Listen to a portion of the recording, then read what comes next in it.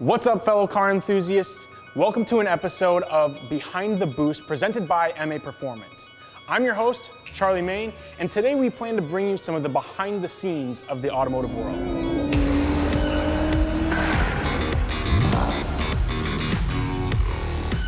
This is AJ from AJ's Garage. Some of you guys, and Eurocharged, right? I do, yep. Yeah, a lot of people don't know that you're the same guy. I am, yep. But then you guys might recognize him from our video we put out last summer. It was called Dream Car, Dream Job, or something like that. Correct. So if you guys want to go ahead and check that out, it's in our YouTube channel.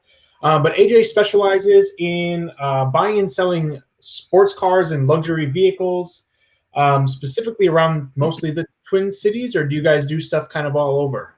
I'll buy them all over Yeah. the U.S., yep. I sold 12 or 13 cars this year so far, and half of them gone out of state.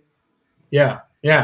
And that's kind of the thing with this sort of industry is it's not necessarily as localized as, like the used car, like lower end market. But today, guys, just so you know, AJ is going to kind of give us a little breakdown on how he got into the industry, kind of a little bit about some of the cars he's owned, maybe open it up for some, common myths or questions about buying or selling a car of that nature. And then at the end, we're going to leave it open for a Q&A. So if you guys do have any questions for AJ or about buying, supercars or maybe something that you've heard that you'd like to have myth busted, now's the chance. AJ's the expert. He'll be able to provide whatever clarity you need. So drop your questions in the comments. Again, we'll cycle back to those towards the end when we've got room for some Q&A. So AJ, I don't know if you wanted to just jump right in and kind of tell us a little bit about yourself and kind of how you got into things, but that's where we're here. So sure.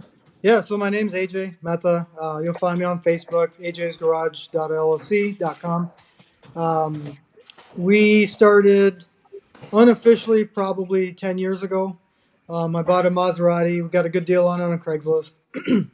That was in October. I went and took it to the dealer in spring for an oil change. And they said, hey, it's a really good, clean car. Are you looking to sell it? I'm like, no, I just bought the thing. Right. But I'm like, out of shits and giggles, give me a number. And they gave me like a stupid number, more than I had paid for it. So I'm like, well, that makes sense. Here you go. Take it. So kind of light bulb clicked off on my head at that point. So I could essentially buy a car, keep it for a little bit, enjoy it, sell it for break even or make a little bit of money. So I started 10 years ago. I did a lot of Vets and Vipers and Porsche 911s and CTSV. And actually the CTSV that I owned was the one that you guys built. It was the Coupe 1200 horse one. It just kind of evolved. And then about 3 years ago, I decided that the taxes I'm paying on these kind of exotic cars is getting ridiculous with the state. And start my own dealership, save money on taxes. And that was really the only reason why I started it. But it kind of evolved into more as more people got to see the cars that I had. They're always saying, oh, AJ's Garage always has cool cars in it. And that's kind of where I came up with the name. It's not anything super fancy. It's low-key and chill. That's how I am. So, it makes sense, though. Yeah. So we started AJ's Garage, and it was essentially just a way for me to buy cars, have cars, sell cars. And then I did also other stuff, motorcycles, dirt bikes. Just every car pretty much. So pretty simple, I guess, birth story. Yeah, well, and I think a lot of people, I know a lot of people personally in the industry who've, that's sort of on a lower end of things. They're able to, get a good car on a decent deal, drive it around, enjoy it maybe for a season or something, and then ultimately get rid of it and not lose any money. And that's obviously for some people, if you're sitting on some cash, that's ideal. I guess when it comes to, like the kind of cars you guys buy and sell primarily, again, you referenced like the early days of, 911s and things like that. Sure. What are you guys seeing mostly now, like today? Is it still a lot of that same stuff, or are you guys looking for, bigger and, better vehicles? Honestly, I would say a solid 70% of the market likes those cars that are the Vets, Vipers, 911s, super sedans, the AMG, the M's, the S lines for Audi. Yep. That's what sells. And to be Right. honest with you, that's what I make a decent living on, are those kind of cars. The exotic cars, they're fun, but they Yep. take forever to sell. The margins are small. You've got maintenance costs on those things, and that stuff, as you own the car, it adds up over time. Now, Sure. the Vets and the Vipers are fun to own, don't get me wrong. But having a Gallardo, there's a whole new level of fun, having one of those. So today I like to try to distinguish what I have. I currently have a GTR, a ZL1 Camaro, and a 911, and that's, they're the cars that people can get a finance for and don't feel bad spending money on. They're easy to maintain and they're easy to have and they're easy to drive. Um, but doesn't mean I don't miss my Gyarados or Yeah. Ferrari or whatever, or McLaren. So to be honest, it just depends on what you're wanting and what you're willing to spend.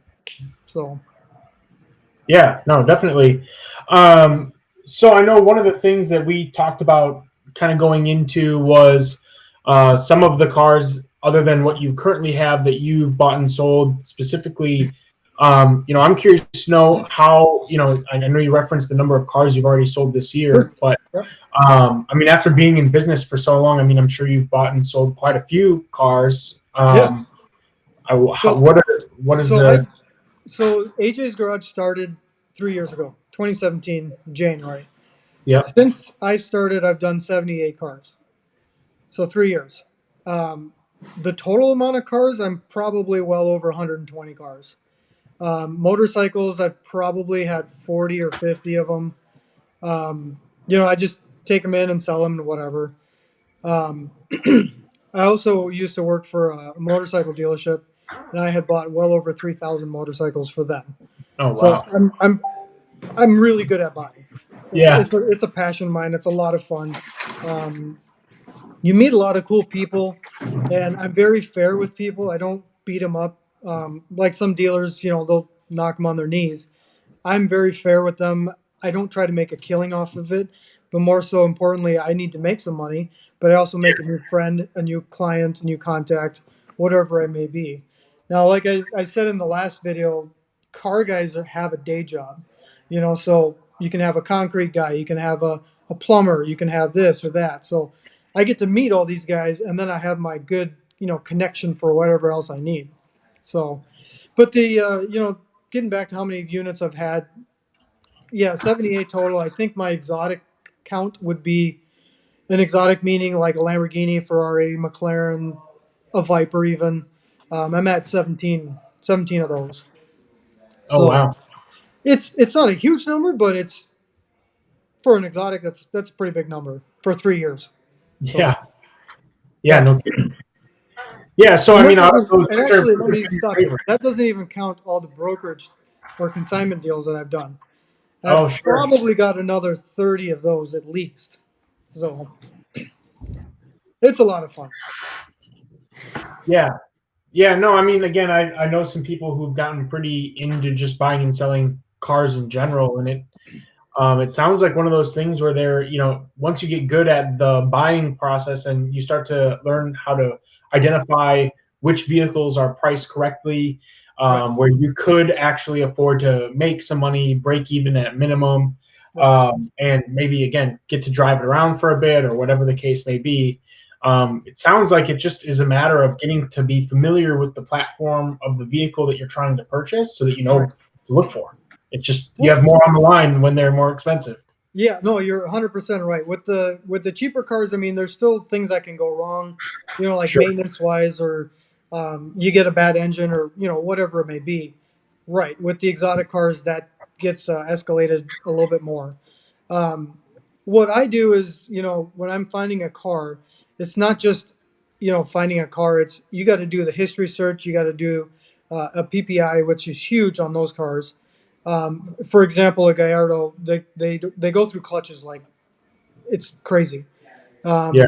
On average, you can figure probably 15,000 miles every 15. You got to do a clutch, and that's like 8 to 10 grand.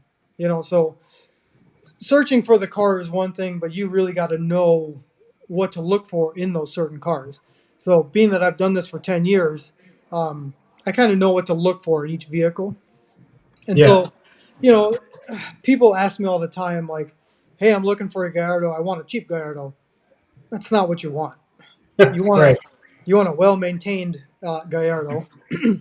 So something that you're not gonna buy for cheap, but then put in another $20,000 worth of clutch and maintenance and tires and brakes, and the list adds up. Yeah. So Yeah, I mean I think that's one thing is that, if you aren't able to do the inspections to figure out, again, where some of these maintenance items are at, especially when you're buying, an exotic car. yeah, When you go to replace those, again, where you might have just had an oversight on a lower end car, right? If you're buying like an '04 STI or something like that, right? yeah, If you do an oversight and have to, replace the motor, it's not necessarily as big of a deal as if you made that same mistake looking at an exotic car. It's obviously, I mean, very obviously, a much bigger problem, but it could right, be something as simple as like the tires are wrecked and now you got to replace those because those are expensive on cars like that. right. Yeah, it is expensive. Yeah, you got smaller tires, usually a rear bias drive, so your rears go out quicker. I mean, on average, for a sports car, you're looking at $1,500 for a set of tires, plus Right. maintenance and whatever. So it's not cheap, but that's one thing I definitely tell my clients is when I'm looking for cars or if they're searching for cars, like do a sample maintenance plan for your car. Yeah. See where the tires are at, see where the brakes are at, see where oil's at. If it needs any of that stuff, calculate it out. Call a shop, ask them, hey, I need to do this, this, and this. How much does that cost? Right. And it's not a every year thing, depending on how many miles you drive on the car, but it's every 3 years. So if it's 3 grand every 3 years, that's 1,000 a year. It's not really that bad. But if you throw a clutch in there, that's another 10 grand.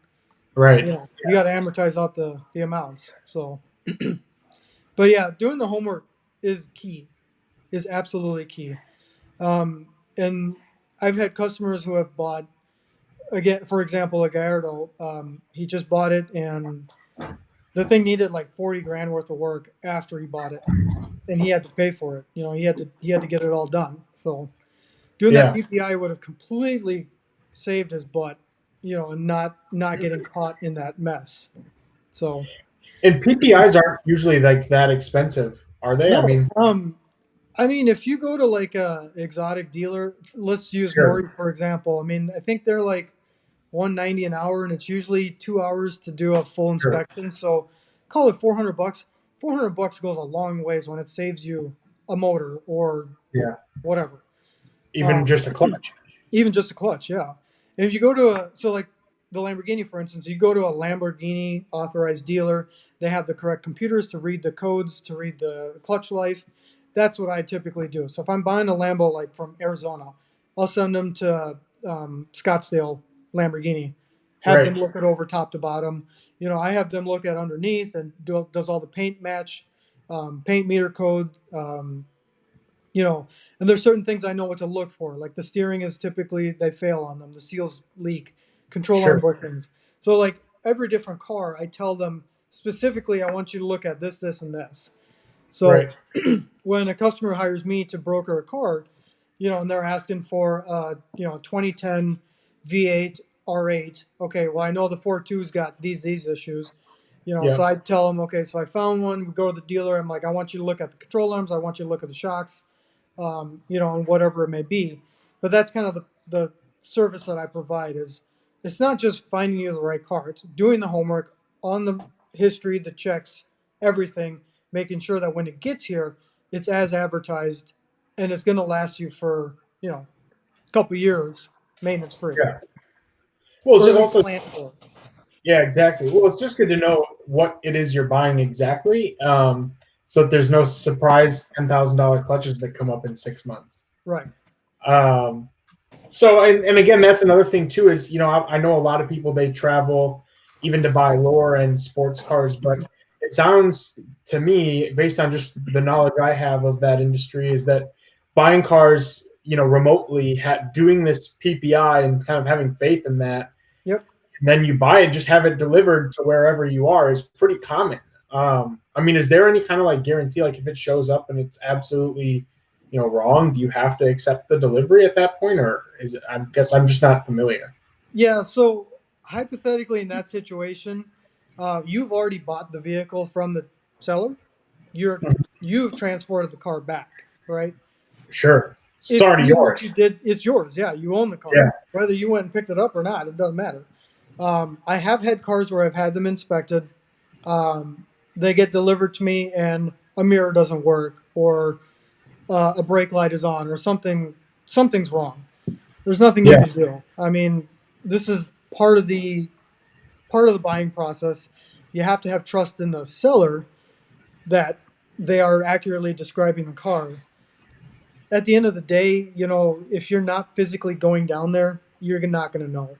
So back in my early days, I would actually go looking at a car in California. I had a dealer inspected, and then I was going to go buy it. I went down there and physically bought it in person. And then I flew back home. I knew the car 100% top to bottom when I bought it down there. And then when it came back up here, there's no questions. Yeah. So, you've already seen it. And I think it also comes down to like, I've seen this a few times where like if a dealer completely misrepresents a car, or somebody like really scams you, like at that point, that's just a legal matter and you go after them on that sense. Right. And so like you do have some grounds to stand on if everyone you've been dealing with you isn't truthful. But like if it's truthful and you just missed something, or whoever you had inspected missed something, yeah, you're kind of just like same boat as you would be with any other car. Like, yeah, so a good example is I just sold a Huracan. It was a blue one I had. It was a blue Huracan. But I sent it down to the dealer. It's a dealer that bought a McLaren Charlotte, and it had an issue. A check engine light popped while it was in transit from here down to there. And, when I left it, it was perfect. When it was down there, it wasn't. But, the dealer and I talked, and, I can't sell a car that wasn't perfect. So I stepped up. I paid the bill. It was like $900. I paid the bill to fix the car.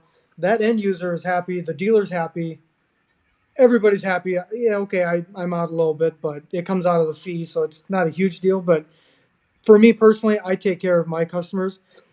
If I sold a car and had an issue, I bought a car from another dealer. It came here. The door was messed up. A window was sagging.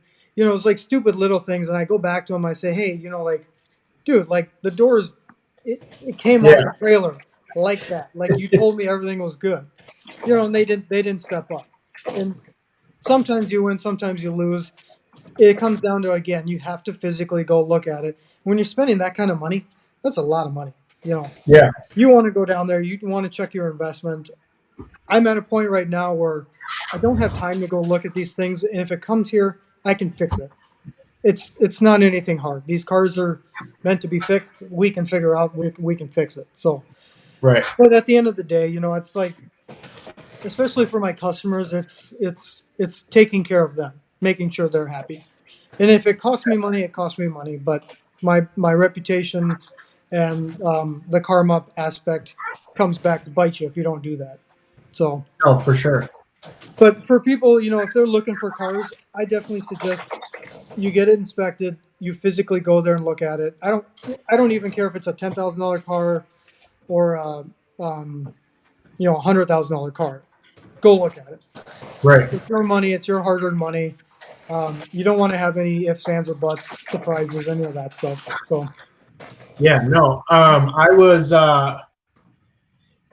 going to say it's also been interesting too now with, the development of all the different people on social media, all the different influencers in the, car industry, just switching over now to buying more exotic cars. Sure.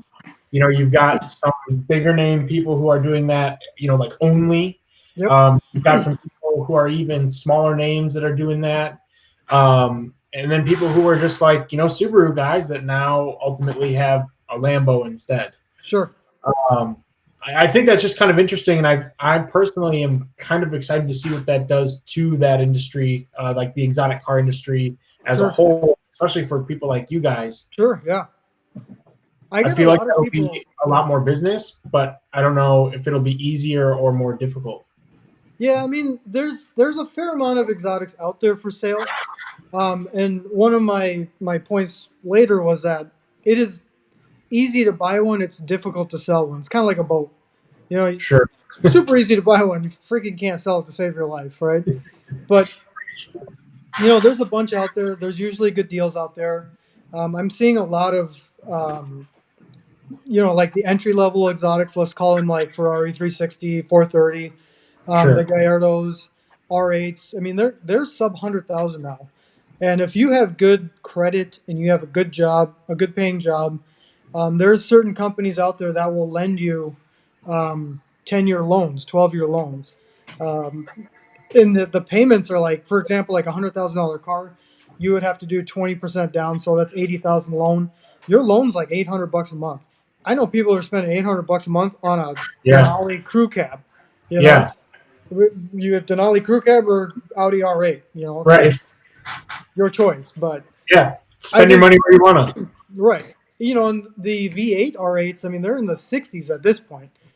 Yeah, that's what I was gonna say. Is that like that's one of those cars that even I've looked at. Like, is that becoming attainable? Like, it seems like the parts, like a lot of the parts share with the same, like all the A8 chassis, like the motor parts crossover, suspension stuff crazy. Like, it's a parts bin car from Audi. Like, I look at a V8 6-speed R8, and it's like 46 to 65 grand. Like, have that into some of my like Japanese sports cars. Like, right. Is that it's like, totally affordable, and it's totally real, and you don't even have to go to the dealer to get parts. I mean, you got Rock Auto, you got ECS Tuning, you got any of those Audi sites. I mean, they sell all the parts. I know even Lambo parts. Like, I got on the Lambo of my Lambo one time. We were doing something. It literally had the Audi stamp on it. It was a control arm. It was a control arm, and it had the Audi stamp on it. And you're just like, what the heck? You just do the measuring and like hope that you can figure out which car it came from. And you're like, I'm gonna buy this from somebody else. And there's actually people on some of the forums that have Excel spreadsheets with cross-reference parting. Audi part, Lambo part, same part. So that's really cool to know that the same kind of stuff that like you would see on like Naziok and like the Subaru forums, like you see that on Lambo forums. That's cool that like people do that, and it's not just a bunch of people that'll pay whatever money it costs and just drop it off somewhere. Yep. Right. That's neat. And the Lambo guys, for instance, there are a lot more do-it-yourselfers out now because there's a lot more people buying these cars. And if you think about it, those cars were hand assembled. They should be hand disassembled. We did an e-gear pump on a client of mine's car, and the dealer wanted like $6,000. The part was $3,000. The labor took me 45 minutes to do. How does that $3,000 work? I don't get it. But they're not easy. They're not hard to work on. They're very well developed. That was going to be my next question. Like, do you see a lot of, like, as we get more into, like, the newer European cars or, like, even some of the newer Japanese cars, like, the complexity of working on them is kind of, like, I mean, you obviously are in the service background. I come from a big service background. Like, there's some cars that I would just turn away and say, hey, you should go to the dealership because they have the computers to do this in a much faster and more efficient way than I can ever do it. Like, I think that a lot of the supercars, from my gut feeling, kind of what I've seen, like, a lot of them are still based on some fairly archaic technology, and like you don't need a lot of crazy stuff to communicate. Obviously there's like stipulations to that and there's specifics that are different, but like within the last 10 years it seems like even like tuning capabilities and stuff like that, like it's not really crazy. Like it's fairly attainable. You can work on it with normal tools. Like I mean, for like a normal Audi, like there's still some specialty tools, but it's not like something that you couldn't figure out on your own if you're kind of a normal gearhead. Right. Yeah, so for example, like the Porsche, we get a ton of them in here. You don't need a fancy Porsche computer. We use an Altel, and it works perfectly fine. We've got a Snap-on too, also works perfectly fine. The Lamborghini or Ferrari, you could do basic stuff with it, but you need the Lara computer. for a Lamborghini, and I forget what the Ferrari one's called, but some of those stuff, like if you want to look at clutch engagement points or reset clutch or That makes any of sense. that stuff, you need the OEM tools. And luckily in town here, we have 2 shops that actually have those OEM tools, so you can go to those 2 shops should you need to. But you definitely don't have to go to the dealer.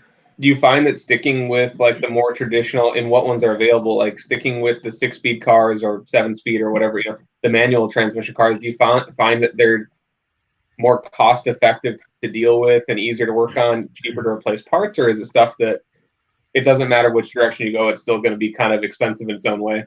In the exotics or in which? More so in the exotics, yeah. So the exotics are very rarely available in manuals. For example, the Lambos, you're looking at 04 to 08. Yeah, I was going to say like the Gallardos and like the R8s and stuff like that, or anything that shares that same kind of platform. Right. The manuals are actually more reliable. The clutches don't fail on them, and the clutches actually last a lot longer. I think double the life, actually. You have stupid little quirks with the e-gear system with fluid lines and pumps and relays. All that stuff is a common failure. You don't have to do it with the manual transmission. Yeah, exactly. Like the Vets and the Vipers and the Porsches, those are pretty straightforward. Parts available pretty much everywhere. Yeah. So, yeah, the manual car is far more reliable. I've also almost seen value rising or holding steadier with a manual car versus automatic cars. Interesting. Yep. So again, Gallardo, for example, 03, they developed the e-gear system, and so you think about it: who buys a brand new Gallardo? It's typically an old guy who doesn't want to shift, right? Yeah. So they get this latest and greatest e-gear system. So a lot of those cars sold were e-gear. 5% of Gallardos sold in 2004 to 8 are manual. That's a very small number. Yeah, so if you look on the market today, you'll see like usually 3% of the total listings are actual manual cars. And pricing on those cars is about $10,000 more than an equivalent e-gear car. The options can be the same, the colors can be the same, everything's the same. It's just a manual is 10 grand more. Do you see that same thing in the R8s and stuff like that? Like looking around like the V8 6-speed cars of those, like the manual ones seem to usually be cheaper, but yeah. So actually, I have a customer looking for an R8 V8 manual right now, and I found one in the comparable cars about 58-ish. Yep. This guy wants 68, and he's not budging. And I've only seen 3 or 4 of those cars, manual ones. I can't find any. Yeah. As soon as they come up for sale, they're gone. It's crazy. It's a buyer's market on that one. Or, I'm sorry, seller's market on that one. Yeah. That is kind of neat to know that, like, I like a good automatic car. Like, they're obviously fun, but, like, there's just nothing the same as, like, doing it yourself. I have a GTR, and I love just putting it in drive and going, right? Yep. I can drink my coffee or whatever. Yep. You're stuck in traffic, no problem. Yep. But then I go to the racetrack, and I don't really like doing that. Then I have my VL1. I can roll gears, and whatever, and you have fun. I think today's technology with the call it DCT or shift assisted cars. Yeah. They're so fast. They're so lightning fast. Oh yeah, it's so much better than anything a human could do. It makes sense. They're so much fun to drive. It's just, I guess you got to make a decision. Are you a hardcore manual guy or are you not? Yep. So, but I'd give either or a chance, Exactly. We do a lot of the Volkswagen DSG stuff, and like, I've had the opportunity to spend a lot of like quality time with some of the DSG cars, and like, absolutely, like, I couldn't do half the shit that car does for me. Absolutely. And like the Supra is the same way. Our Supra is it's an automatic, but it's a torque converter car. It's not even a dual clutch car. That thing works so well. I was blown away at how responsive that trans was.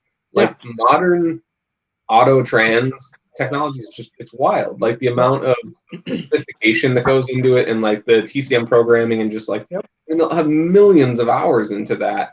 And like, my dumb ass with like a clutch pedal and like a grip and shift is not gonna match it, but man, it's still fun. The best shifter in the world won't shift faster than the Yep. PCP or a new one. Yep. Yep. Yeah, I was just going to say that. It was just the other day I got to drive. I was driving our shop Supra, and the transmission was just like lightning fast. Yep.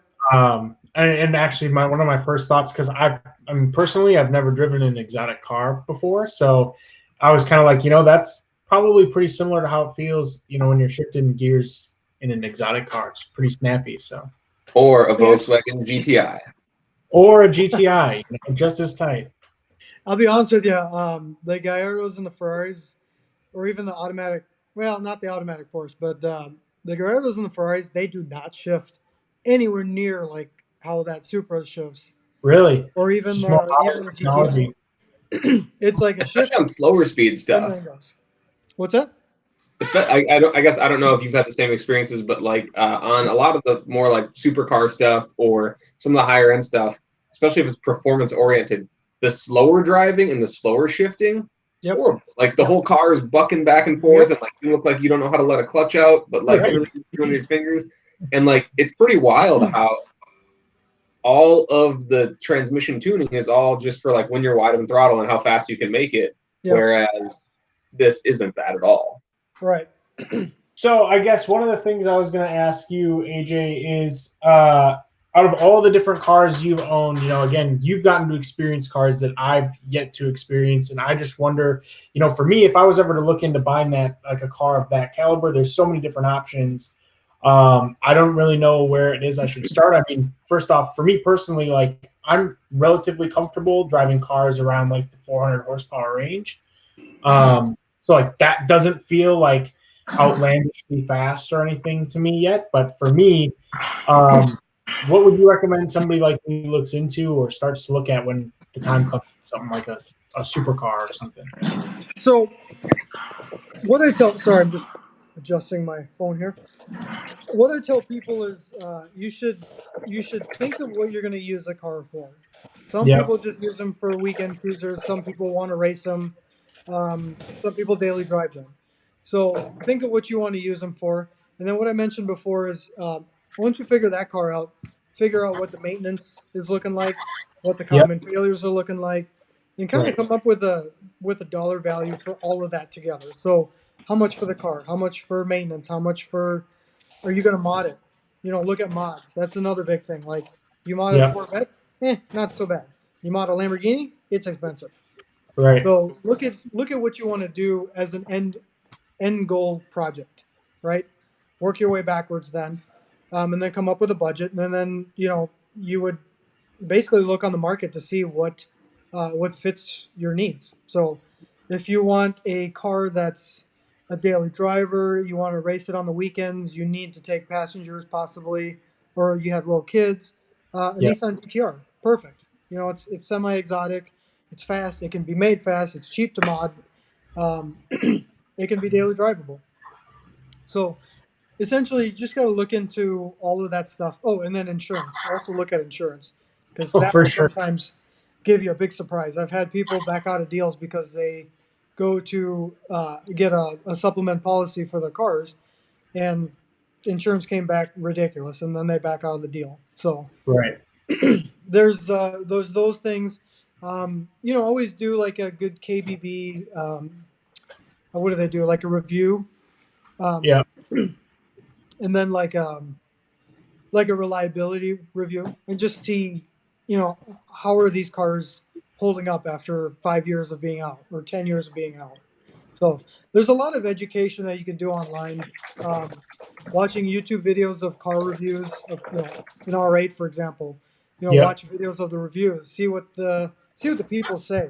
You have people who do like, hey, I got this R8 for the day. I'm doing I drove it for 3 hours. I'm doing a review of it versus, hey, I own this R8 for 2 years. Here's what I've had to do in the last 2 years.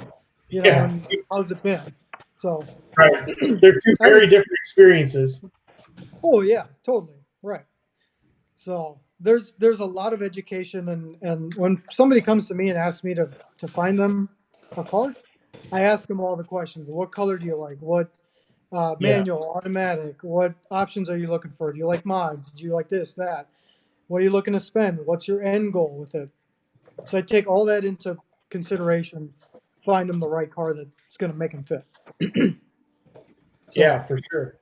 So one thing you've said a couple times is something to the effect of like the cheapest car may not always be the least expensive car, or something to that effect. Yep. And you see a lot of people nowadays, especially like R8s and GTRs, some of those, earlier ones have come down quite a bit in price. I mean, you even can see some higher mileage GTRs in like the upper 40s. Yep. Oh, you can find them in the 30s now if you're buying the right 30. one. Yeah, I've seen them. Yeah, I mean, if you're looking for the deal, man, you can find a clap GTR and find a way to piece it back together for pretty cheap. Yeah, I'm that guy. Give me like the rock bottom. I'm that guy too. And I'll figure it out. Yeah, I'm the worst customer. I mean, have you had any of those experiences? I mean, I don't know anybody who's personally bought one like in the 30 grand range and found it positive or negative. Yep. I had a friend of mine buy a Gallardo, and he didn't necessarily get it cheap, but it was a good price. He's not local; he's out of state. Okay. And he got it. He didn't do an inspection. I told him to do an inspection. He didn't. He got the car because he wanted it. He had just come into some money, so whatever. Yeah. Got the car, ran great for I think 3 months, and then it just slowly started degrading. Clutch, the pump system, steering rack, just like the list just kept going on, and he was 40 grand deep into that car with repairs. Oh wow. So, I mean, it happens, Me personally, I bought a Corvette from a gentleman because I was blinded by the fact that it was a Corvette, because I'm a huge Corvette guy. Okay. And this car was an ex-SEMA show car from 2012. So it was a Z06, like 6,000 miles on it, 2009. I think it had like 130 grand in mods. So I'm talking like everything. Right. Extra wide body, wheels and tires, brakes, suspension. SEMA car. SEMA show car. Yeah. I saw the car. I wanted the car. I didn't care. Like I wanted it, right? Right. I got the car and I spent freaking like $8,000 within like the first month of owning it because this would go wrong, that would go wrong. It kept adding up. And then the last shop that had touched it just did shoddy work as well. Sure. For example, there was only, the drive shaft. It was a carbon drive shaft, an aftermarket one, drive shaft shop. And on the front end of the flange, it had 3 bolts holding it together. On the back end, it had 2 bolts holding it together. There's 6 bolts. There's 5 bolts out of 12 bolts holding that drive shaft together, and the thing was put down 700 wheel horsepower. That's kind of the thing that I do right now is to help people to eliminate them to having to go through that. Yeah, for sure. So I guess the answer to when you buy a $30,000-$40,000 GTR, the answer is maybe if you know how to do your homework. Yes. Or like if you know what you're like, the GTRs are dropping in price. If you buy like a 09, you know it's going to need a trans, you know it's going to need brakes. Like like if you know what it's going to need and it's stuff you're going to modify. Like I'm a person that modifies every nut and bolt on a car. Exactly. Like, I always buy the cheapest car because I know that I'm going to replace, like, it's literally like this donor vehicle that comes to me that I'm just going to replace everything. Yep. So like I'm that buyer. I'm the guy that's like, I will buy the cheapest one that has the most broken stuff that like it barely makes it on the trailer type deal because I know that I'm going to replace everything. Yeah. Right. So it's like if you go into it with that, exactly. If you go into it with that, like if you know that, so if you go into those cheap GTRs knowing like it's going to need a $5,000 transmission rebuild, like if you know that stuff, it makes those deals so much sweeter because usually the people selling them, they're just trying to get out of the car. Like they just want to get rid of it. It's already nickel and dimed them. Like their wife is yelling at them and like is like, get this out of my driveway. Like I don't want to look this anymore. So like you have the buying power, and like that's fun for me. So here's another thing about my my shop. I don't do salvage title cars. Yeah. I don't do anything with painted or accident history or any questionable history. Everything I buy is clean title, clean history, and that's I do all the checks to ensure that everything's good. And that's the same on customer client cars too.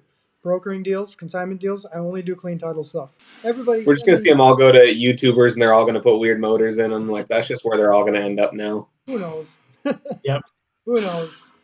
So you said you said you're a Corvette guy. How do you feel about the C8 and kind of like the bridges that's crossing? And like, do you think that I tend to think that that 50 grand entrance price we saw this year is going to be, it's going to jump up next year. It's going to jump up the year after that. And like this was just a kind of a shock and awe thing. Do you think we're going to see that car jump in price pretty heavily the next couple of years? Is the market going to get wild on that? I think once somebody breaks into the ECU, you're going to see those cars get heavily modded. Yeah. I heard rumors that that car was based on a 488, like the same motor, twin turbo setup. I wouldn't put it past them. Yeah, so I'm going to say those are going to be pretty highly sought after cars to modify. With going on next year, I mean, if GM figures out their production stuff here, and I think they're still on strike. So I know a lot of the guys have been, I think their orders have been backlogged or halted.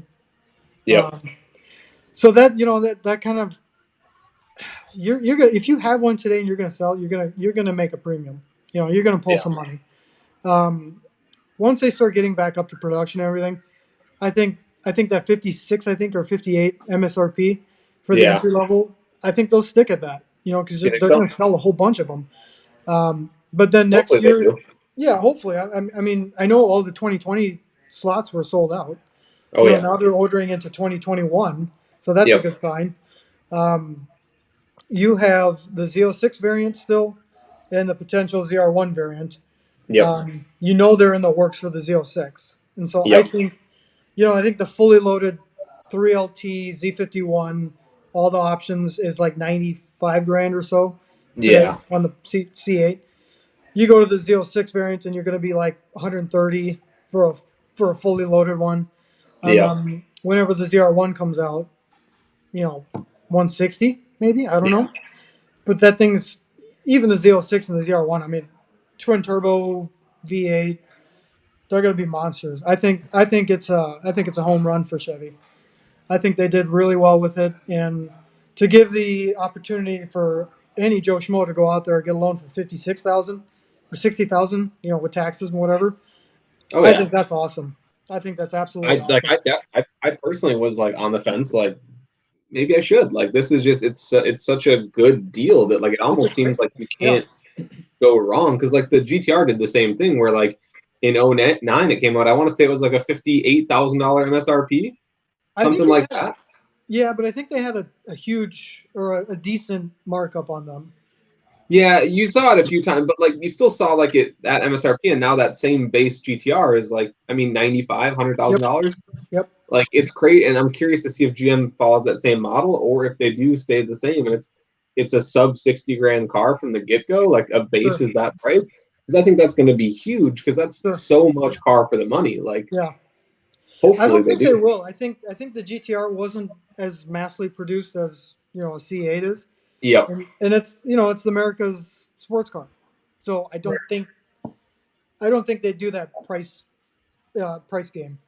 Hopefully, I really hope you're right, because I think that I want to buy one that gets really cheap in a couple of years. So I guess maybe other people don't notice this, but for me, the rise in the modified supercar the last couple of years, so like not just people doing like a set of wheels and like lowering it and a body kit, like now we're seeing like underground racing's always been huge, but seeing that they're 6 months to a year out on a build.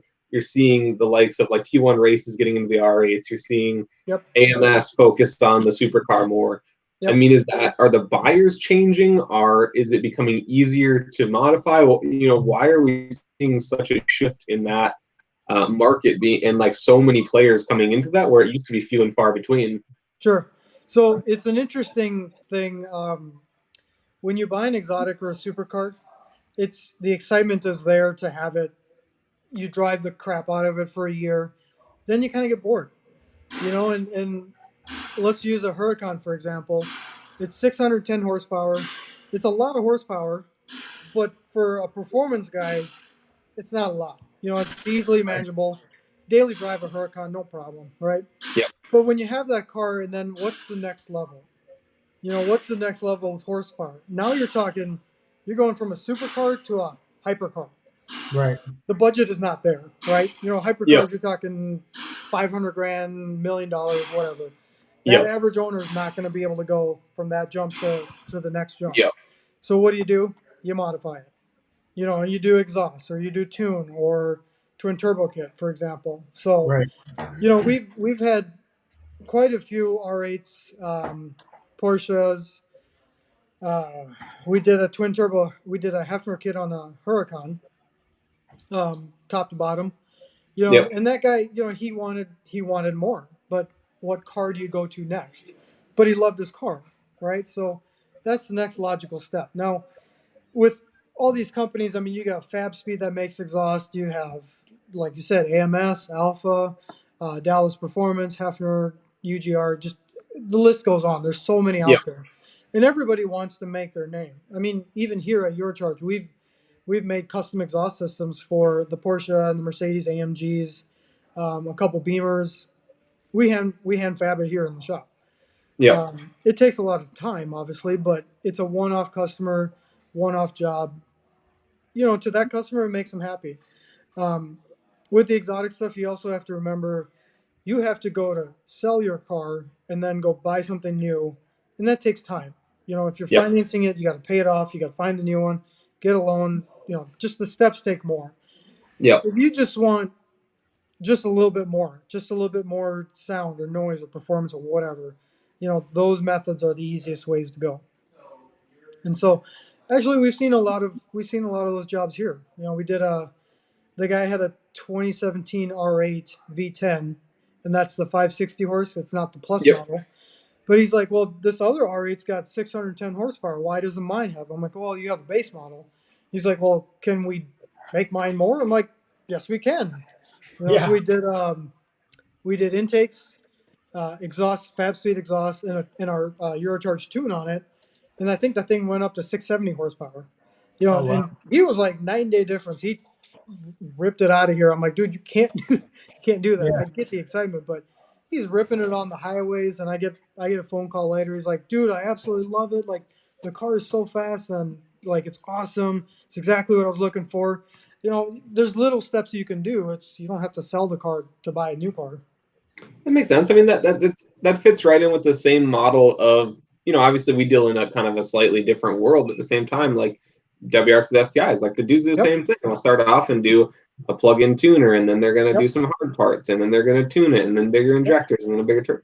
So like it's the same roadmap. It's just that like playing in different ballparks. So that makes sense. Like it's just becoming more like the gap has gotten bigger between the next steps. And so where it used to be, you could kind of jump that a little bit easier, or there was nowhere to go, and that was the pinnacle. Right. Now the pinnacle is over here, and you can't get to that, so you can just mess with your stuff now. Right. And and with the STIs and Evos, for example, there's a ton of stuff you can do to them. Like you just said, Yep. like bolt-on stuff, and the gains are noticeable as well. But on the big Huracan or whatever, you do an exhaust, and it's like, okay, maybe it's like 30, 40 horsepower. You can't Yep. do injectors. You can't do, and by intakes, I mean air filter upgrade, because you can't Yep. change the intake setup. Right. Yep. Everything is optimally designed on them already, and they're already pretty much strung out. So, Yep. with the vets, for example, I mean, yeah, money's a limit. How crazy do you want to go? Lambos, I guess the same thing, but you just added a zero to your bill. So it really depends on the person. Again, like, what is their goal? What is their end goal? Yeah. How much do you want to spend? Yeah. Yeah, It's 10 years ago, so my first sports car was a C5 Corvette, and I had a race motor, a Le Mans race motor in my car. C5R is 427. That car made 550 wheel horsepower. So Yep. I'm sorry, this wasn't 10 years ago. This was 20 years ago. Talk about aging myself. So 2002 time frame, 550 horsepower back then was a lot of horsepower. Right, you were I king of the remember, streets. yeah, exactly. Yeah. I went to Texas 2K in 2010 with that car, and we were like on spray. We were like 750 horsepower, and I was not king over there, but kind of, Yeah. upper middle level. Now you go to Texas 2K and it's like, if you don't have 1,500 wheel, just leave it in the trailer. nothing. Yeah, just throw it back in the trailer. Yeah. Yeah. And it's crazy, and I mean, you see at Texas 2K the cars that are doing the roll racing. Those are, UGR's got 3,500 horsepower, 2,500 horsepower. The GTRs are even 1,500 to 2,000 wheel, and they're drivers, they're crazy. reliable. Yeah, Like the full progression is interior street cars unreal. basically on a lot of these, and like Yeah. I remember the first 1,000 horsepower like advertised car. It was like a Muscle Mustangs and Fast Forwards magazine in like the early 2000s, maybe mid 2000s. Like twin turbo, small block Ford. Like this thing made 1,001 horsepower, and like this was the crazy. Like this was, this was the unobtainium. Like you couldn't even fathom having that, and now it's like, Yep. Like I can buy a turbo kit that's like on the shelf at a lot of retailers for my GTR that I can bolt right in, and it's done in like 3 days. Makes that I can go to the gas station and nothing crazy. Yep. And it's that, like, I mean, I think the advancement of ECU technology and like tuning and the platforms that you can service those, like the rapid advancement of that plays such a big role, because if you can't tune it, you can't keep it together. Sure. Yeah. Right? Cobb did the same thing for the Subaru market. Like I think Cobb put so many advancements into that so rapidly that we were able to push those cars further than people kind of thought you ever could in very simple ways. Do you think there's a limit? Like, do you think like at some point we just like we can't go any farther? I thought 2,000 wheel horsepower was a plateau, but obviously I've been wrong. So who knows? How do you think you're getting anybody asking about electric cars? So like any of the electric crazy stuff, like are you starting to see people get interested in that? Is that are people still kind of timid and scared of that, or how are you seeing the electric? I sold two Teslas, two P90Ds. I've had people request me to buy them some. The way that Tesla runs their whole program, it's kind of just conducive for the end user to go directly to them, not have me do anything. Obviously, we're not modding them. People I feel who own Teslas, they're logically thinking, they're economical, they're not spending money, they're not wasting money, but I also don't think they're car enthusiasts either, so that's I was curious, like if you're getting it from people that just they're buying it because it exists and because it's almost not even a status symbol, but it's a marker of who they are as a person, less than somebody that like is going to put their draggy on the dash and go out and see how fast they can make it immediately. Like I think it's a different market. To be honest with you, the performance guys, like I would have one as a daily driver, just because I think they're really cool. The tech in them is really cool. Don't have to stop to fill up fuel. Get home, plug it in, be done with it. Whatever, So, I think they're cool cars. I don't. I just don't do a lot of them, to be honest. Yeah, makes sense. And I think the technology is evolving on those as well. And we'll, if they can get the range up and then get the how they react in the wintertime, because when it's super cold, the batteries go kaput. Or you can't even drive the damn thing. It's, and if that's your only method of transportation, you're kind of stuck. So I'm sure they're working on efficiencies and evolving the platform. So makes sense. I think it's good. I mean, I think the economy, I think the world, I think nature needs less emissions, polluting vehicles, kind of like what we drive. Who knows? We'll offset each other. Exactly, they offset each other. Yeah. So I just wanted to go through quick and kind of check out some of the questions we got before we wrap things up here. We had Caleb Truslow. He asked a question here. It is, what's the ballpark price for a decent Gallardo with good clutch brakes, etc.? So kind of one that sounds like been properly maintained is the question. Yep, that's a great question. I've had a lot of people ask me that because the Gallardo is a great entry-level sports car, exotic car. I would figure about 80 grand. 80 grand will get you a good solid car. We also had Adam ask, what other cars have you seen fall in value that seem more attainable with a lower budget? I think this was around the time we were talking about the R8 and GTR. Anything else you're seeing kind of fall down like that, or even maybe more expensive cars that have fallen into lower price ranges? A C7Z06 are really, really fun cars. And you can get those in the 50s even. I've seen some high 40s. That's a good deal for those. Vipers, I think Vipers are really good buys. Like the Gen 5 stuff or earlier?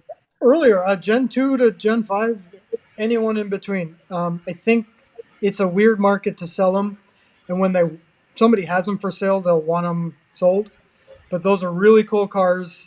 I feel like the values are dropping right now, but they don't make them anymore. And looking at historical progress, cars that don't made anymore typically go up in value.